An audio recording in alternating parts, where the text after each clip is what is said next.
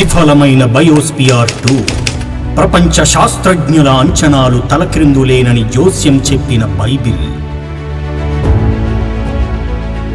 చేప నీటిలోనే బ్రతకాలి, గాలిలో ఎగురుతానంటే ఎలా?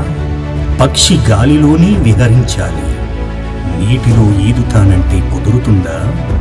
నియమ విరుద్ధం కాదా? మరి మనిషి ఎక్కడ జీవించాలి? భూమి మీదనే కదా.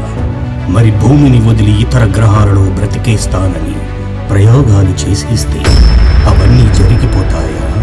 అంతరిక్షంలోని మొదట మెట్టుని ఎక్కడానికి ప్రాణాలు పోగొట్టుకునే ఈ అపరజ్ఞాని బయోస్పియర్ పేరిట తన అజ్ఞానాన్ని మరోసారి బయట పెట్టుకున్నాడు.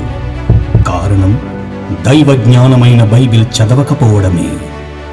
ఎవరు ఎక్కడ ఉండాలని దేవుడు ఎలా నిర్ణయించాడో తెలుసునా?